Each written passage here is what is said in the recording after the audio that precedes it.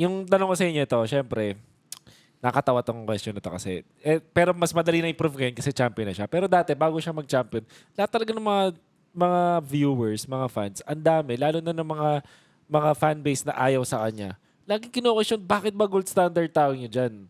Season 10, nandun ako mismo sa decision making na tawagin siyang gold standard. Parang laging yun. Parang yun yung buong kwento eh. Tapos, even after nung tawagin na gano'n, madami pa rin nagda-doubt pa rin na gold standard. Ako, naniniwala ko na siya pa rin. Isa lang yung masasabi kong defining nung season 10, siya kasi yung 1-1 niya yun, hindi ko makalimutan yung Lord Dance na yun. Siya yung nangunguna, tapos nanalo sila. Yung may Angela? Yung may Angela. Yun talaga sabi ko, okay, eto yung game, malala ko, masasabi ko sa inyo, eto yung game na tatandaan nyo para sabing gold standard siya. Sobrang tapang na. Sobrang tapang, alam Kalkulado. yung limits.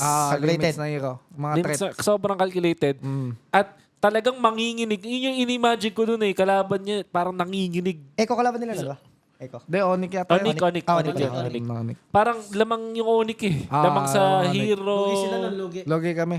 Sa Lord Dance, lugi. tinapangan niya na mag-isa. Lugi, tapos sa Grabe hero. yun. Ang hirap ng hero niya. Binaliktad niya yung laro. Unbelievable. Onyx, basta yan. Siguro, pag na-edit, ewan ko, hindi ko na ma-edit. Pero Noong una try nga ko nung edit. nasa X sa mga scrim, parang nagulat ako, sobrang consistent ng laro niya. Hindi ko pa siya nakikita na magaling talaga. Kasi ang tingin ko nga sa Season kanya. 7 yan, season 7. Season 7, mga nagsisimula pa lang siya mag-gold lane. Papasok ng Jasemel. Lahat ng scrim namin, consistent yung laro niya. Oo. Pero hindi ko pa nakikita na baka Sobrang lupit. chumachamba-chamba lang. Mga chumachamba-chamba lang to. Parang kabisado yung Lakas hero. tira last champion. Oo.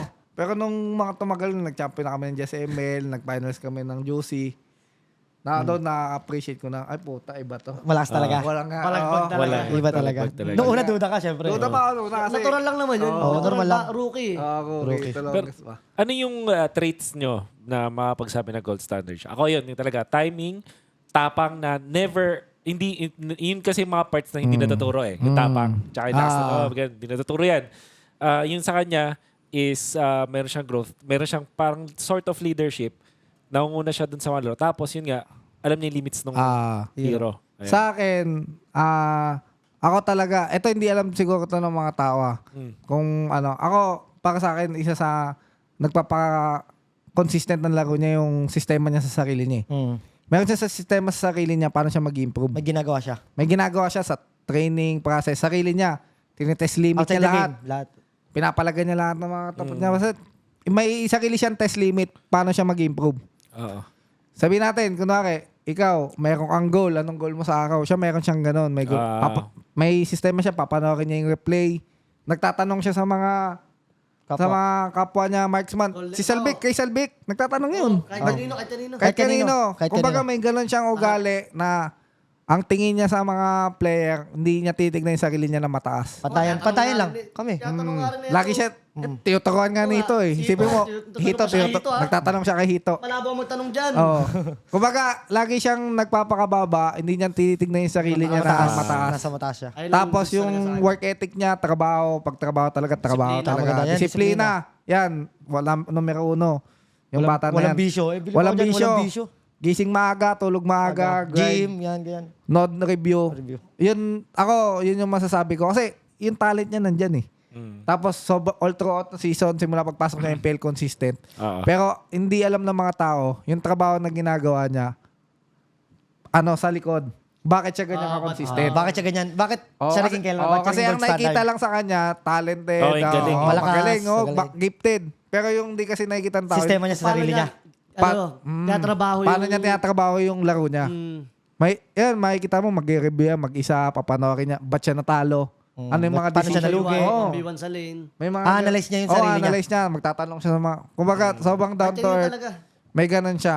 Nice. Isipin mo lang kung ganun type ka ng player, talented ka, gifted ka, tas may ganun ka pang habit.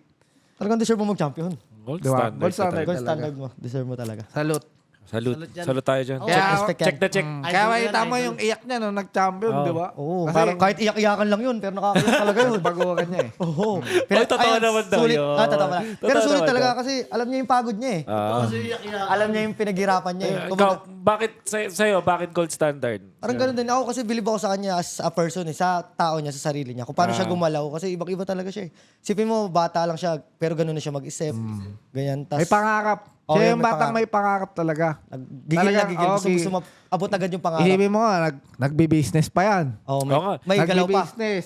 May galaw pa. Nag-YouTube. Oh, YouTube. nag-YouTube. Di ba? Nagla-live. Naglalaro. Nangihingi ng Gcash, pambira sa live. Ano siya? Ay, Sobrang piso kahit sipag. piso. Di ba? Nangihingi ng piso. Ano, batang may pangarap talaga. Kasi karamihan ng bata dito, di ba? Parang Gusto lang gumaling. tinitake for granted. Kumbaga, naglalaro. Pagkatapos sa maglaro, Wala na. pasarap buhay. Pahiga, pahiga. Panay ang babae. Netflix, di ba? Siya, Netflix. hindi siya ganon. Iba siya sa Trabaho, goal. pamilya, Pamilya, una siya. Nice. business. Tsaka proud ako sa kanya, yung magulang niya, mahal na mahal niya talaga. So, isa rin yun sa Sabang ano. family-oriented yung tao. Isa sa ako. Walang bisyo yan, walang bisyo. Walang bisyo kahit ano. Wala. Oh, naalala Don't ko, believe. ito just last, ano pa to, bago kailan ba kayo kailan yung season 13 kayo, no? Naging announce. Inibuta kayong vegan, kasama ka ba nun? Ay, hindi ako kasama Kami. Oh, kami. Hindi ka kasama nun. Ay, kasama ako. Kasama siya. Ako naglaro nun eh. Kasama to. Tinanong ko si okay, Laro, kasi dami na nai-request podcast ko daw siya. Sakto nandun nandun yung setup ko. Sabi ko, pwede ka ba ganyan? Ang una niya tanong sa akin, may bayad ba? Para sa akin, syempre, kung isipin, nakainis. Ganun. Pero tonto ako dun sa move niya na yun. Kasi siya lang Iba siya. yung ganun. Oh. So, ibig sabihin, meron talaga. Oo. Pero nangyari kasi, sabi ko, wala talaga eh. Nag-yes pa rin naman siya eh. Pero busy na talaga. So, iba lang talaga yung ano niya. Iba yung... so, grinders yan. Iba yung pananaw niya. Grinders yan. Mindset. Grinders siya, Kaya grinders. hindi ako magtataka pag yumaman yan eh. Mabilis yaman. Oo. Galing, Yaman. magaling, magaling. Mabilis yaman. Moneymaker yan. Ayun. Ito na. Ikaw ang huling sumagot. Bakit gold standard? Ang Uy, bossing idol ko natin? na yan. Respect na talaga. Respetado na. Ano na, complete package na. Wala lang ulang. Oo, wala nang ulang. Wala lang kulang na yun. Kumbaga, narinig ko na sa kanila eh. Mm. Ang galing mag-shot yol, ang galing pumesto, tumiming, lahat. Sa laro. Sa tunay na buhay. Ethic. Kumbaga, deserve nyo talaga lahat ng nakuha niya ngayon. Super deserve. Galing Super talaga. deserve. Super deserve.